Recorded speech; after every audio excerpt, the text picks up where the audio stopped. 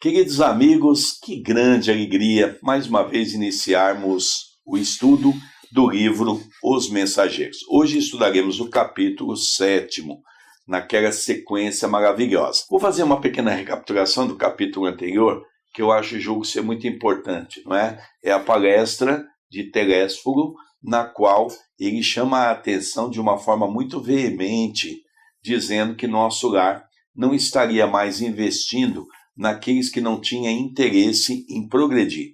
Havia necessidade, então, de estudar, de se preparar, para que eles pudessem investir um pouco melhor naqueles espíritos que estavam reencarnando. Lógico que a escolha é da própria criatura. Mas achamos isso muito interessante. André Luiz começa a perceber a grandeza da preparação. Antes disso, tudo bem, André Luiz? Tudo bem, querido Sérgio, saudamos os nossos telespectadores, que Deus, o nosso Pai, amigo e Criador, nos abençoe, nos ampare, não apenas neste programa, mas em todos os demais e a você, em sua vida, em seu lar. Após o capítulo anterior, advertências profundas, que foi o que ele fez, hoje nós vamos ver a queda de Otávio. Logicamente, vamos começar a perceber que naquelas conversas fraternas que começaram a segunda parte da reunião, se você tiver lembrado, o capítulo anterior diz que o trabalho foi dividido em duas partes. A primeira parte foi a palestra e a segunda parte, os espíritos superiores saíram do salão, deixaram apenas as pessoas que são os coordenadores e ali poderia se conversar à vontade sem entrar no campo da revolta. Poderiam até mencionar os seus problemas, dizer as suas dificuldades, para que as pessoas pudessem aprender com o outro, estimular o outro. Hoje nós vamos ver, então, a queda de Otávio, que foi um companheiro que passou aqui, e você vai ver o seu drama, as suas dificuldades. Diz André Luiz: a ausência de Aniceto deu ensejo a palestras interessantes. Formaram-se grupos de conversação amiga. Impressionado com as senhoras que haviam solicitado providências para Otávio, pedi a Vicente que me apresentasse a elas, não que me movesse curiosidade menos digna, mas desejo de alcançar novos valores educativos sobre a tarefa mediúnica, que a palavra de Telésforo me fizera sentir em tons diferentes. Nós observamos que André Luiz ficou muito curioso com a participação de Telésforo, Aniceto, e eles, quando conversaram com aquelas duas companheiras, mostraram a elas que o tempo delas estava andando no tempo diferente da oportunidade do pedido que elas haviam formulado. E que às vezes, em vez de ser um ponto positivo, poderia ser um ponto prejudicial. Então, envolvendo a mediunidade, o trabalho, o compromisso, André Luiz queria se aprofundar um pouquinho mais, porque ele ficou apaixonado pelos ensinamentos aprendidos nos capítulos que nós vimos anteriores, com a personalidade de Telésforo. É verdade, Telésforo estava com Aniceto na companhia de André Luiz e também de Vicente quando as duas chegaram, não é? E aí ocorreu isso que o André contou. Vamos caminhar um pouco mais na leitura. O amigo atendeu de boa mente. Em breves momentos, não me achava tão só à frente das irmãs Isaura e Isabel, mas do próprio Otávio, um pálido senhor que aparentava 40 anos. Também sou principiante aqui, expliquei, e minha condição é a do médico falido nos deveres que o senhor lhe confiou. Otávio sorriu e respondeu: possivelmente o meu amigo terá a seu favor o fato de haver ignorado as verdades eternas no mundo. O mesmo não ocorre comigo. Ai de mim! Não desconhecia o roteiro certo que o Pai me designava para as lutas na terra. Não possuía títulos oficializados de competência. Entretanto, dispunha de considerável cultura evangélica, coisa que, para a vida eterna, é de maior importância que a cultura intelectual, simplesmente considerada. Tive amigos generosos do plano superior que se faziam visíveis aos meus olhos, recebi mensagens repletas de amor e sabedoria. No entanto, caí mesmo assim, obedecendo à imprevidência e à vaidade. As observações de Otávio impressionavam-me vivamente, quando no mundo eu não tivera contato especial com as escolas espiritistas e experimentava certa dificuldade para compreender tudo quanto ele desejava dizer. Nós podemos interpretar esta narrativa com aquela fala de Jesus: a quem muito foi dado, muito será cobrado, ou muito será pedido. Otávio recebia do plano superior generosos estímulos para continuar, mas infelizmente a vaidade, o egoísmo, o orgulho fez com que Otávio deixasse esta oportunidade abençoada do plano que havia lhe dado e fracassasse. E nós todos podemos ser um Otávio da vida. O conhecimento evangélico, o conhecimento dos ensinos de Jesus, nós estamos tendo. Então que nós possamos trabalhar, crescer e desenvolver. É uma história muito bacana a de Otávio. Você vai ver no final. Eu queria lhe chamar a atenção porque estavam duas mulheres, Isaura e Isabel. As duas defendendo Otávio. Eram duas amigas. Você vai entender no final do relato. André Luiz queria conhecer as duas para escutar o problema de Otávio. Mas, para sua surpresa, quando Vicente deslocou-se diante daquela multidão, encontrou Isaura juntamente com Isabel e também estava presente Otávio. Quando eles começaram a conversar, os cinco, mais Vicente e também mais André Luiz então disse que ele gostaria de conhecer a problemática de Otávio, que as duas haviam colocado para Aniceto. E foi a sua surpresa que na apresentação ele se apresentou como médico e que também havia falido aqui na Terra. Por isso ele estava ali. Mas Otávio fez uma revelação muito interessante, mas com certeza você não tinha o apoio de uma cidade do além. Você não tinha o apoio do mundo espiritual. É muito diferente do meu caso. Eu tive uma reencarnação programada, tinha presença e via os espíritos benfeitores que me orientavam como eu deveria me conduzir, e mesmo assim eu falhei. Mesmo assim eu não consegui vencer as etapas da vida. Vamos continuar a ler? Ignorava a extensão das responsabilidades mediúnicas. Respondi.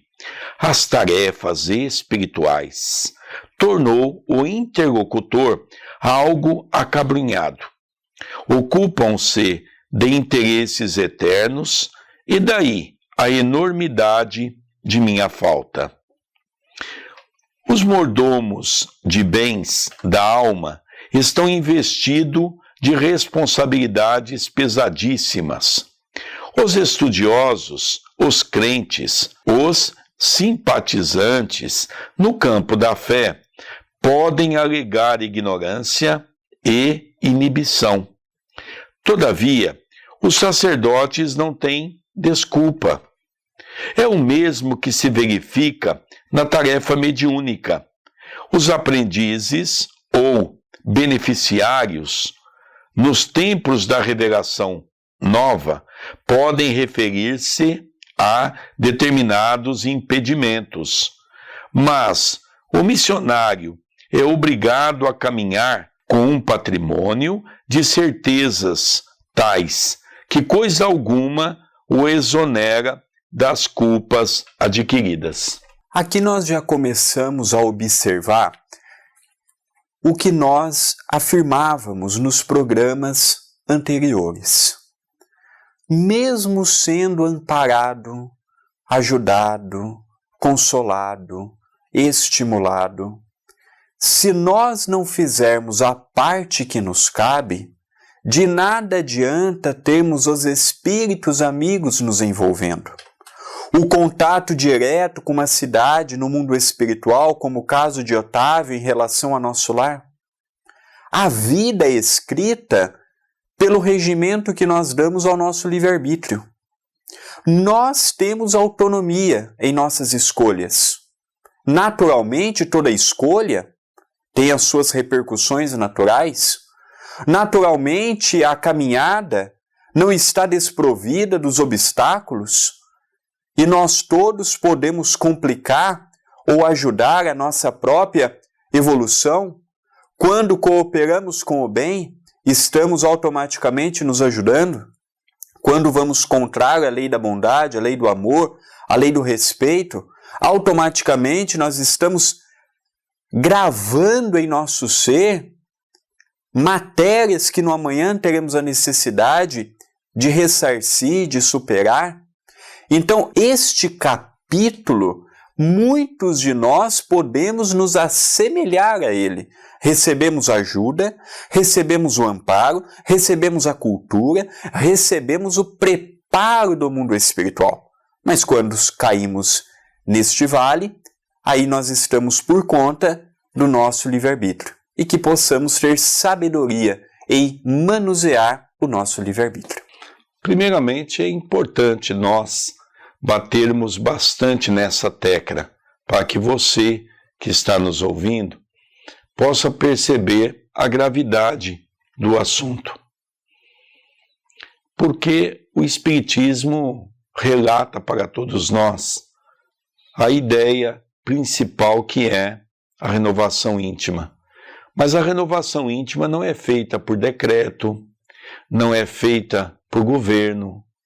A renovação íntima é feita pelo indivíduo, por cada um que aqui está, já que nós somos indivíduos e, como tais, cada um de nós responderemos pelas nossas ações. Então nós percebemos que Otávio começa a colocar de uma maneira bastante abrangente que o caso dele é muito complicado, tendo em vista que só dependia dele, de mais ninguém. Muitas pessoas que estão nos ouvindo, às vezes, esquece que quem tem que dar o primeiro passo somos nós. Me faz lembrar uma parábola de Jesus, quando ele diz de Lázaro. Lázaro era um mendigo que vivia à porta da casa de um homem muito rico. E esse homem era tão rico, mas ao mesmo tempo tão avarento, andava de púrpura, de linho, e sequer oferecia um prato de comida a Lázaro. Lázaro todo dia ia na lixeira daquele homem rico e ali retirava algum alimento para se manter ao longo do dia. Nunca reclamava, tudo estava bom. O seu corpo às vezes ficava repleto de ferida. E quando desencarnou os dois, Lázaro foi para o seio de Abraão. E o rico sofreu nas zonas infernais, nas zonas umbralinas. Certo dia, Lázaro estava ao seio de Abraão quando o homem rico, depois de muito sofrimento, fez uma prece, pedindo a Abraão. E olhou para o céu e viu que ao lado de Abraão estava o mendigo, Lázaro. E ele então, comovido, diz: Abraão, envie Lázaro para que possa molhar a minha boca, já que ela está tão sedenta. Estou com sede, estou com fome. E Abraão diz a ele que Lázaro está no lugar correto, porque Lázaro havia sido um espírito bom, abnegado, e que ele havia gozado da felicidade na terra, por isso do sofrimento. Percebendo a condição daquele homem, o rico diz: Pai Abraão, você poderia enviar Lázaro à minha casa? Eu tenho 5 irmãos, e eu gostaria que eles fossem avisados do que está acontecendo, para que não venha para o mesmo lugar de sofrimento que eu estou. E Abraão respondeu: não posso. Ele diz: por quê? Eu não posso, porque vocês já têm as leis dos profetas, vocês já têm a nossa lei, e logicamente vocês não escutaram a nossa lei, muito menos vão escutar os espíritos. Logicamente, essa parábola que Jesus nos conta vem nos mostrar essa questão. Todo dia estamos recebendo orientação, todo dia estamos recebendo alguma informação. E muitos de nós continuamos como o eunuco, aquele que tem olhos e que não vê, e tem ouvidos que não ouve. Então é necessário que nós comecemos a dar atenção às palavras, aos amigos e ao mundo espiritual para continuar a nossa caminhada. Vamos ler um pouquinho mais? Mas, meu amigo, perguntei a Asaz, impressionado, que teria motivado seu martírio moral? Noto-o tão consciente de si mesmo, tão superiormente informado sobre as leis da vida, que me custa acreditar que se encontre necessitado de novas experiências nesse capítulo. Ambas as senhoras presentes mostravam estranho brilho no olhar, enquanto Otávio respondia: relatarei minha queda, verá como perdi maravilhosa oportunidade de elevação. Nós observamos que André Luiz não compreendia. Já que Otávio estava tão consciente, André Luiz não compreendia como Otávio, estando consciente do jeito que estava, caiu do jeito que afirma que caiu. E para que André Luiz pudesse compreender, o que Otávio vai fazer? Vai narrar, vai descrever o que passou.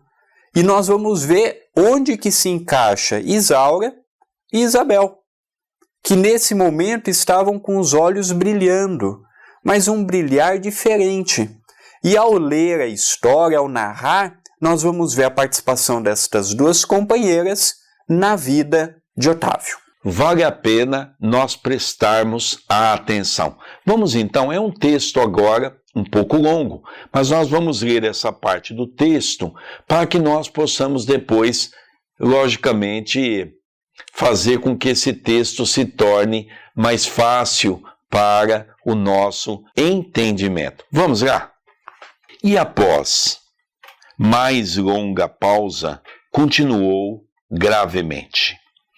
Depois de contrair dívidas enormes na esfera carnal, noutro tempo, vim bater às portas de nosso lar, sendo atendido por irmãos dedicados, que se revelaram incansáveis para comigo.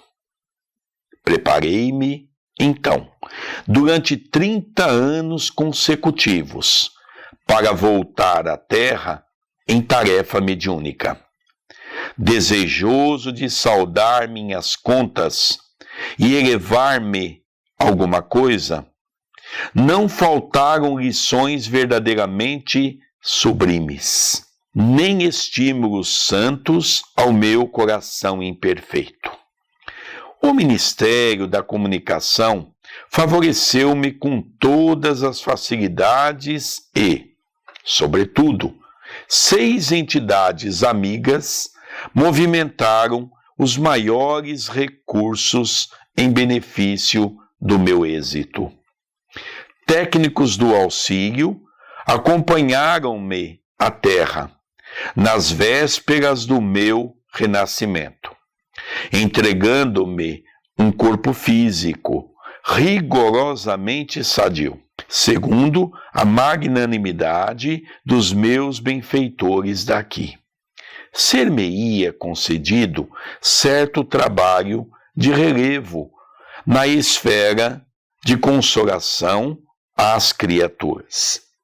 Permaneceria junto das falanges de colaboradores encarregados do Brasil, animando-lhes os esforços e atendendo a irmãos outros, ignorantes, perturbados ou infelizes. O matrimônio não deveria entrar na linha de minhas cogitações. Não que o casamento possa colidir com o exercício da mediunidade, mas porque meu caso particular assim o exigia.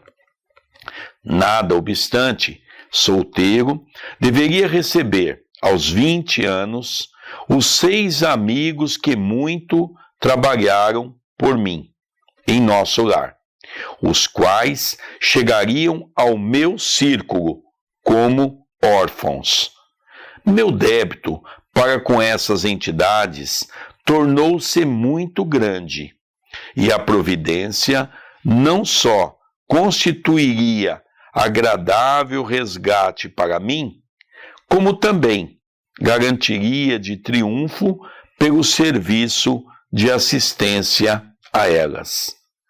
O que me preservaria o coração de leviandades e vacilações, porquanto o ganha-pão laborioso me compeliria a não aceder a sugestões inferiores nos domínios do sexo e das ambições incontidas. Ficou também assentado que minhas atividades novas começariam com muitos sacrifícios, para que o possível carinho de outrem não amolecesse a minha fibra de realização, e para que, se não escravizasse minha tarefa a situações caprichosas do mundo, distantes dos desígnios de Jesus, e, sobretudo, para que fosse mantida a impessoalidade do serviço.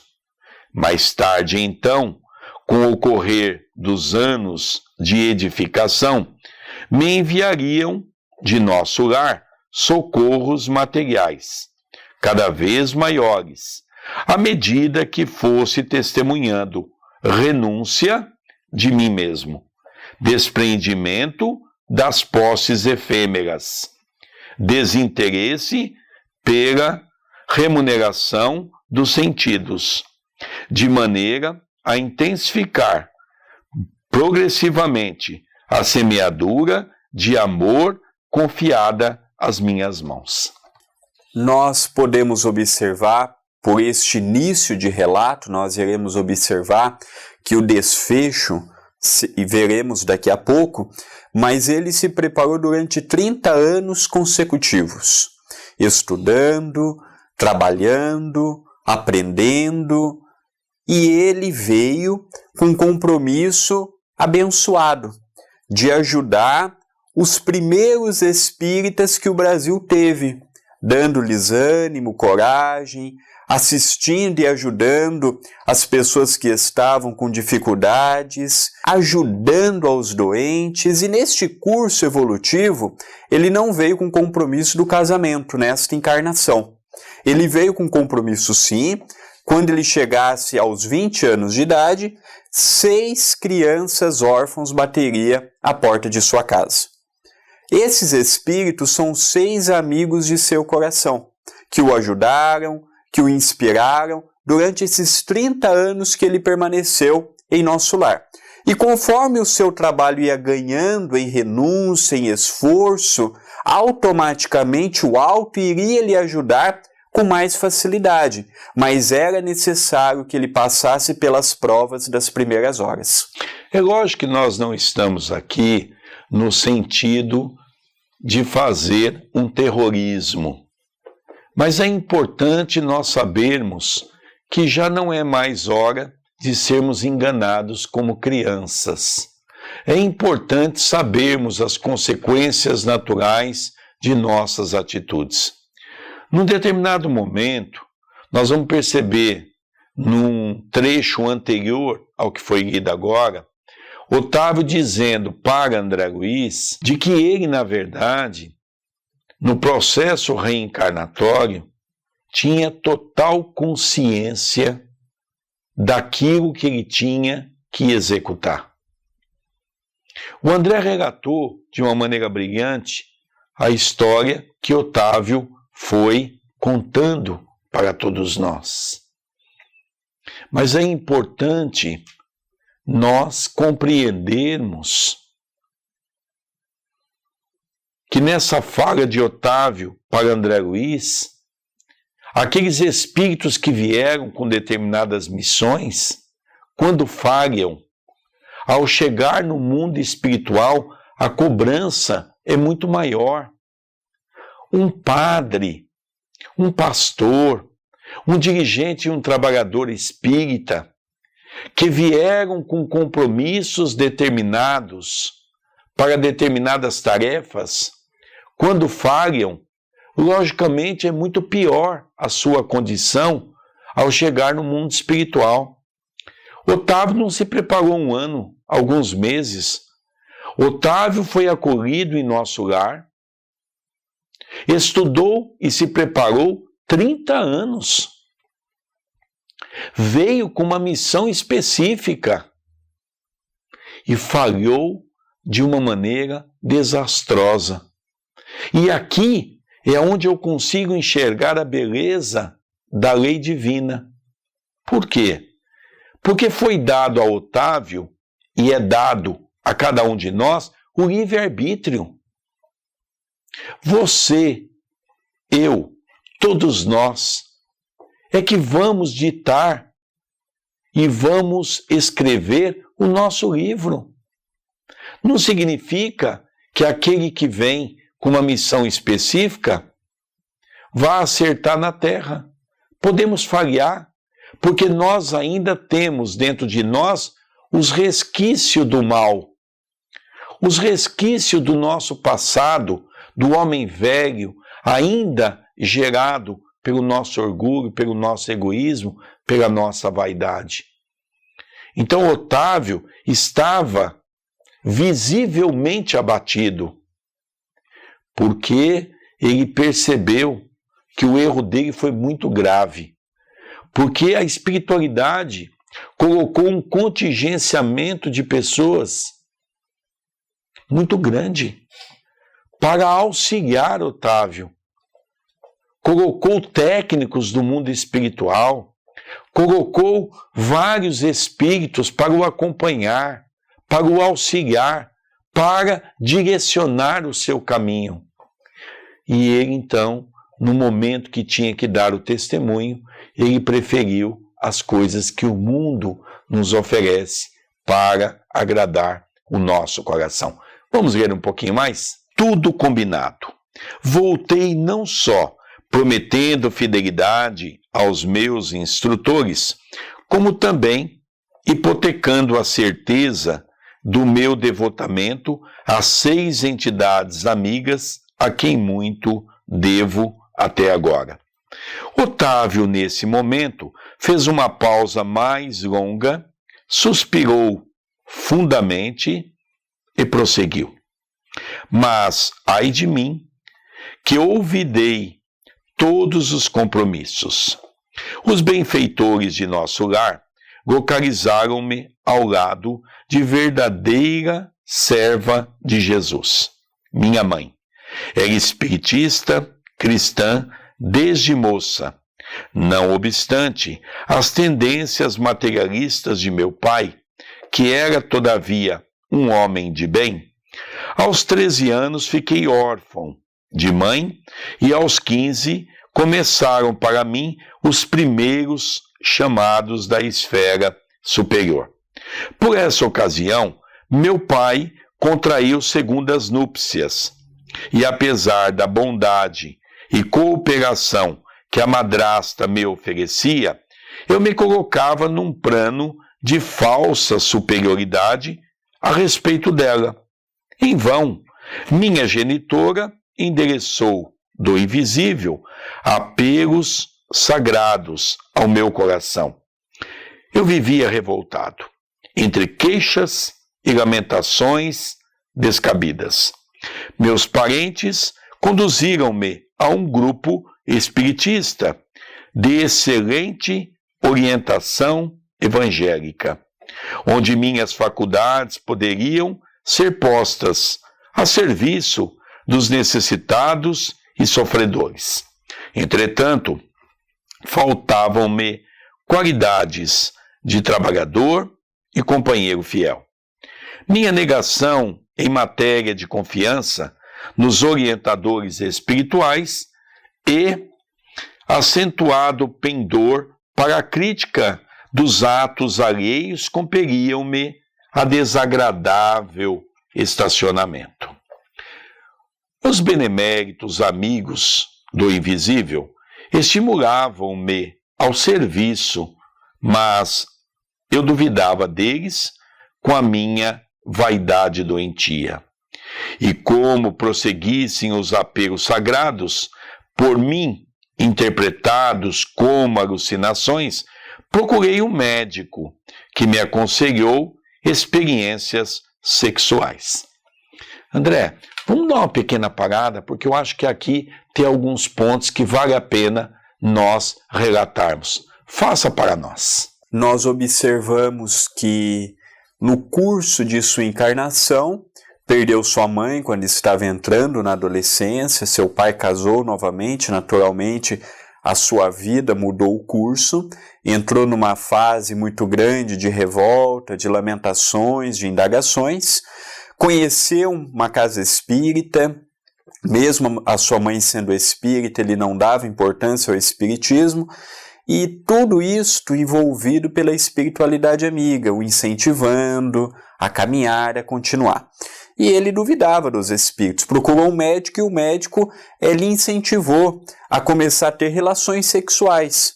E é a partir deste momento em que a vida dele começa a tomar outros rumos diferentes do que ele havia se programado, se preparado no mundo espiritual. Lembremos, André, que ele inicia o seu comentário para André Luiz dizendo que ele estava reencarnando sem o compromisso do matrimônio, ou seja, não teria o casamento nessa existência que ele veio, não teria nenhum papel, porque ele tinha um outro papel, que era de auxiliar a implantação do espiritismo aqui na Terra. Vamos continuar um pouquinho mais? Completara então 19 anos e entreguei-me desenfreadamente ao abuso de faculdades sublimes. Desejava conciliar a força, o prazer delituoso e o dever espiritual, aliando-me cada vez mais nos ensinos evangélicos que os amigos da esfera superior nos ministravam. Tinha um pouco mais de 20 anos quando meu pai foi arrebatado pela morte. Com a triste ocorrência, ficavam na orfandade 6 crianças desfavorecidas. Porquanto minha madrasta, ao se consorciar com meu genitor, lhe trouxera para a tutela 3 pequeninos. Em vão implorou-me socorro à pobre viúva. Nunca me dignei aceitar os encargos redentores que me estavam destinados. Após 2 anos de segunda viuvez, minha desventurada madrasta foi recolhida a um leprosário. Afastei-me, então, dos pequenos órfãos, tomado de horror. Abandonei-os definitivamente, sem refletir que lançava meus credores generosos de nosso lar a destino incerto. Em seguida, dando largas à ociosidade, cometi uma ação menos digna e fui obrigado a casar-me pela violência. Mesmo assim, porém, persistiam os chamados do invisível, revelando-me a inesgotável misericórdia do Altíssimo. Contudo, à medida que olvidava meus deveres, toda tentativa de realização espiritual figurava-se-me mais difícil. E continuou a tragédia que inventei para o meu próprio tormento. A esposa que me ligara, tão somente por apetites inconfessáveis, era criatura muito inferior à minha condição espiritual e atraiu uma entidade monstruosa em ligação com ela para tomar o papel de meu filho. Releguei à rua 6 carinhosas crianças, cuja convivência concorreria decisivamente para a minha segurança moral. Mas a companheira, o filho, ao que me pareceu, incumbiram-se da vingança. Atormentaram-me ambos, até o fim da existência, quando para aqui regressei. Mal tendo completado 40 anos, roído pelo sífilis, pelo álcool e pelos desgostos, sem nada haver feito para meu futuro eterno, sem construir coisa alguma no terreno do bem. Então nós observamos que ele deixou estes 6 espíritos que ele havia sido tão grato pela sua ajuda, ele relegou e ele assumiu uma companheira, e desta companheira veio um fruto que é um filho, que o prejudicou tanto, com desgostos e tantas situações que o complicou o seu regresso ao mundo espiritual. Ele era para ter triunfado, foi preparado pela espiritualidade amiga, havia recebido instrução, capacitação, mas quando chegou aqui, pelo que o mundo lhe oferecia, esquecendo os compromissos assumidos no mundo espiritual, ele deixou para trás e chegou como companheiro falido. E este Otávio, voltamos a repetir, temos que tomar muito cuidado para nós não nos tornar também um Otávio. Então, qual seria o planejamento? Ele teria aqueles filhos que iriam aparecer da esposa do seu pai, da segunda esposa, aqueles espíritos que iriam aparecer em sua caminhada, seriam 6. Ele desdobraria o seu trabalho numa casa espírita, ele teria o compromisso, quando essas pessoas voltassem para o mundo espiritual, ainda esses 6 espíritos na condição de criança, ele então faria o papel de pai, e ele não fez nada disso, abandonando os 6. Há um fato, André, que é interessante nós narrarmos. É comum nós vermos isso. Quando a pessoa procura um casamento onde não está programado, as próprias trevas se encarregam de fazer com que uma reencarnação ali ocorra para atormentar aquela pessoa. Foi o que aconteceu com Otávio e é o que aconteceu no drama pessoal de milhares de pessoas que passaram na Terra e que continuarão caminhando na Terra. Vamos ler um pouco mais para encerrar os nossos comentários. Enxugou os olhos úmidos e concluiu: como vê, realizei todos os meus condenáveis desejos, menos os desejos de Deus. Foi por isso que fali, agravando antigos débitos. Nesse instante, calou-se, como se alguma coisa invisível lhe constringisse a garganta. Abracei-o com simpatia fraternal, ansioso de proporcionar-lhe estímulo ao coração. Mas Dona Isaura aproximou-se mais, acariciando-lhe a fronte e falou: não chores, filho, Jesus não nos falta com a bênção do tempo. Tem calma e coragem. E identificando-lhe o carinho, meditei na bondade divina, que faz ecoar o cântico sublime do amor de mãe, mesmo nas regiões de além-morte. Então nós observamos uma vez mais que a providência divina não nos desampara em momento algum. Ele errou? Errou. Perdeu uma oportunidade maravilhosa? Perdeu. Numa próxima oportunidade, a sua vida será mais difícil do que ele teve? Com certeza. Mas não é porque ele falhou que ele deixou de ser um filho de Deus. Sua mãe o amava como o amou quando passou pela terra. E ele estava ciente da oportunidade que perdeu. Mas é momento de levantar a cabeça. É momento de continuar. É momento de ressarcir o que ontem deixou de fazer. Todos nós podemos acender a lâmpada do conhecimento e do amor. Basta querermos. Tudo está em nossas mãos. É importante também relatar que, nesse caso específico de Otávio, nós percebemos claramente um drama pessoal em que está envolvido milhões e milhões de pessoas dentro do processo reencarnatório na Terra.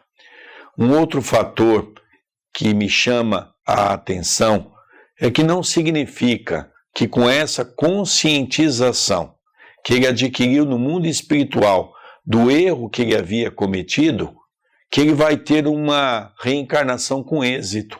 Não é isso. Ele poderá falhar de novo mais uma vez, poderá falhar de novo mais 2 vezes, poderá vir num corpo com deficiência física ou mental. Enfim, nós sabemos que as dificuldades vão aumentando. Como o André muito bem mencionou, lógico que a próxima existência não vai ser coroado de todo esse amparo que ele teve na primeira. Agora ele vai vir como doente. E na condição de doente, a reencarnação vai ser muito difícil. Por isso é importante nós aproveitarmos essa oportunidade. Num determinado momento ele diz que os parentes levaram ele a uma casa espiritista, a uma casa espírita. E houve um fato interessante que ele viu tudo aquilo. Os espíritos lhe chamavam a atenção. Ele tinha mediunidade de vidência. Ele escutava também os espíritos, mas ele pouca atenção deu. Então, nós somos sim responsáveis pelos nossos atos. Estamos chegando ao término de mais um programa em que estudamos o livro Os Mensageiros, mas não deixe de entrar em contato conosco através do e-mail do nosso querido Sérgio Vilar, Sérgio10, @gmail.com, e o nosso é vilardandré2@yahoo.com.br. Não se esqueça, mande uma solicitação de amizade para o Facebook de Sérgio Vilar, como você está vendo o CG, procure por Sérgio Vilar, e curta a nossa fanpage, procure por André Luiz Querini Vilar, como você está vendo em sua telinha. Até a semana que vem, e nós estaremos então com mais um programa, esse programa semanal, onde estudamos o livro Os Mensageiros, do nosso querido André Luiz, através da Lavra Mediúnica de Francisco Cândido Xavier.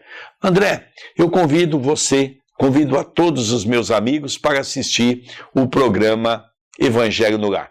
Todo domingo, às 6 horas da tarde, às 18 horas, horário Brasília, nós fazemos o Evangelho no Lar e você poderá assistir pela fanpage André Luiz Querini Vilar. É só curtir e você passará a assistir.